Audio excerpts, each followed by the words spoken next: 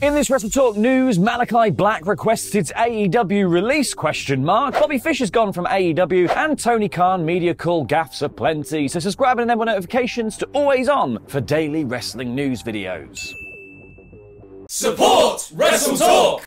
Another day, another so-and-so is unhappy in AEW story. What a difference a year makes. So with rumours regarding Bobby Fish being done with AEW swirling, and more on that in a bit, another name has been added to the mix, because there were rumblings about the fall of the House of Black, as some Twitter accounts posted that Malakai Black had reportedly asked for his release from the company. Wrestling Inc.'s Raj Giri tweeted, then later deleted to say he had heard someone had asked for their release, and signs pointed to Black being the one who was unhappy. He said, I heard an AEW star requested their release, and follow-up sources indicated that it was Malakai Black. He reportedly has repeatedly shown concerns about his mental health due to personal life and demoralization due to the booking and handling of his character. I reached out to AEW for comment earlier today and will provide any updates should I receive anything. Giri noted that he had heard that Black's release wasn't granted, but as I say, that tweet wasn't long for this world and was ultimately deleted, so take it with a pinch of salt. Fightful Select then did some follow-up work looking into the whole thing. They said that they had heard that rumour within the AEW roster that Black had been unhappy, but the reason why wasn't something they could report without confirming firsthand. They said there were outside sources that indicated that Black had asked for his release, but they have not been able to confirm that with the company. They said AEW sources that we spoke to would claim Black wasn't happy. They also said that they believe that things have been smoothed over to some degree. Black is signed to a 5-year AEW contract that has 4 years left on it. And then in the midst of all this happening, it was announced that Black would be appearing at All Out in a trios match with fellow House of Black members Brody King and Buddy Matthews, taking on Sting, Darby Allin, and Miro. So he's definitely happy enough to keep performing. Speaking of Miro, the name of the Redeemer was also another one cited by those less than reliable posters as somebody apparently unhappy in AEW and asking for his release too. However, Fightful's following up found that this was denied completely and repeatedly by sources, saying it was just all untrue. Now, Miro re-signed with AEW last year, keeping him in the company until early 2026, and the rumbling is that he was angling for an increased deal on his second contract, and reportedly that all came to fruition, so good on him. I mean, get that money while you can. But some releases do happen, because yesterday we were talking about the young Bobbert Fish, who it was reported would not be having his AEW contract renewed when it came up, whenever that was. Whenever that was 2 days ago, apparently. Why are we just finding out about this now? Because Wrestling Observer Radio's Brian Alvarez and Dave Meltzer were having a little chat about it, with Brian saying, it looks like Bobby Fish is likely done. His AEW contract expires, I believe, today. And Dave followed up with, it sounds early because he started in October, but I know you're right. It's not probably. He's done. It's confirmed. He's done. Whatever the deal was, either he was not offered a renewal or he chose not to be renewed. And an update from PW Insider said that AEW had confirmed that Fish's contract came up on August 31st, meaning he's officially a free agent. Officially. Fish. Fish's AEW departure definitely seems a bit sudden, not only because he started in October, so he hasn't actually done a full year, but also because it seemed as if AEW themselves were building to the Undisputed Elite versus Kenny and the Bucks. So what changed? And what do you think that Fish should do next? Let me know in the comments down below.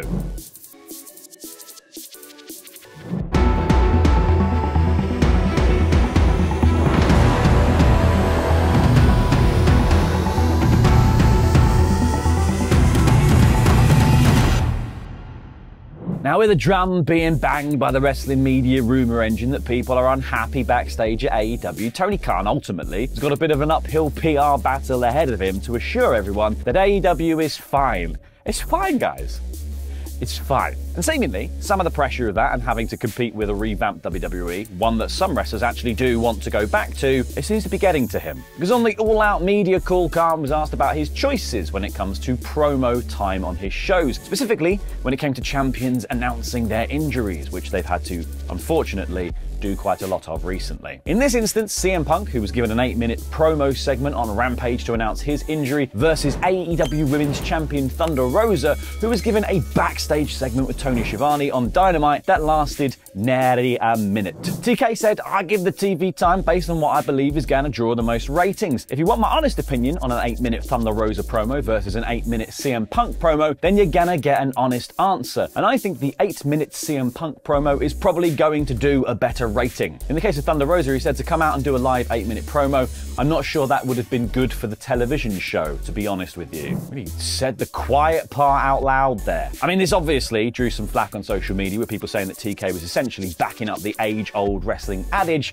that women don't draw. Now, I don't think it's quite that in the case of CM Punk versus just about anyone when it comes to promo time, because an 8-minute CM Punk promo would outdraw most things. It would outdraw my sister's wedding, for instance, in my life. But it is a slippery slope, because I think in this case, the bigger issue is that AEW programming has been criticised heavily by fans for not exactly featuring their women's roster evenly. So it becomes a self-fulfilling prophecy to not feature half of your roster on TV to make them seem important, and then point to the fact that nobody is really that interested, as if that proves anything. You're making the show. You're in control to a degree of what is deemed interesting, because you have to make a fuss about it for us to give a about it. Wrestling's all about making a fuss and giving a TK decided that he would smooth over that gaffe, though, in his usual way by either hiring new people or announcing more matches. In this instance, he opted for the latter, announcing that he might add even more matches to the card for All Out. On the media call, he teased that he would be interested in potentially adding these more matches to both the main card of the show and the 0-hour pre-show. As it stands, All Out has 11 matches on it, and the pre-show's got 3 on it. 14 matches. Pay-per-view's going to go on for years. I absolutely do not envy the people in our office doing the live reactions, especially because we've got the sold-out watch-along party for Clash at the Castle tomorrow, when we're all going to get quite drunk. Looking forward to seeing you there if you're coming along. But I don't want to watch 10 hours of wrestling on a hangover. Now, another question that cropped up on the media call was about the potential of AEW working with WWE following the near-complete change of management at the latter company. Because AEW saw much success recently with their NJPW crossover pay-per-view Forbidden Door, and have continued to feature talent from the top Japanese company even now, like Will Ospreay and United Empire, who were on Dynamite just this week. Did they win?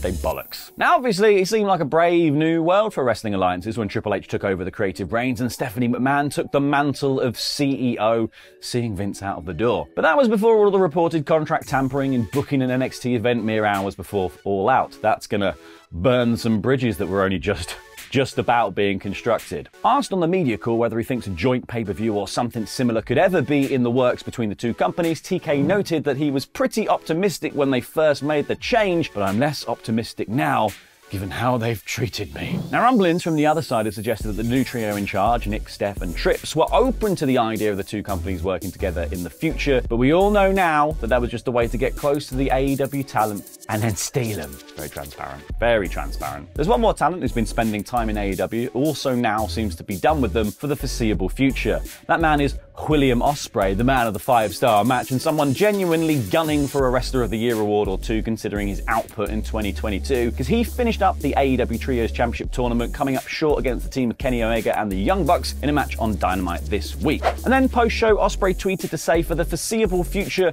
my time with AEW is done. Thanks to Tony Khan for having your own mind and not listening to Kenny Omega's attempts at blocking me from coming to do a few matches for you. We are even for now, Ken. Keep your mouth shut and we won't have any issues. So that slow burn Kenny Omega one-on-one is still in the works then, Matt, eh?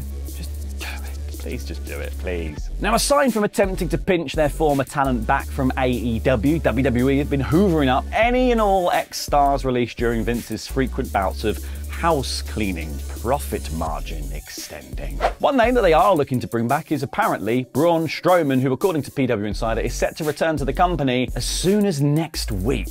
Because according to the report, Strowman is set to be at Monday's Raw taping in Kansas City. It had recently been reported that Strowman was among names pitched or discussed for a return to the company following Triple H taking over WWE Creative from Vince McMahon's retirement and departure. So long, auf Wiedersehen, goodbye, Vincent. And it had recently been reported that Strowman was among the names pitched or discussed for a return to the company following Triple H taking over WWE Creative from Vince McMahon after he retired in shame. Now, Strowman was released from WWE in June 2021 and has since been working the independent circuit either under his real name, Adam Scherr, or as The Titan, and he formed the Control Your Narrative promotion alongside another WWE talent, EC3. Control Your Narrative, tell the same story again.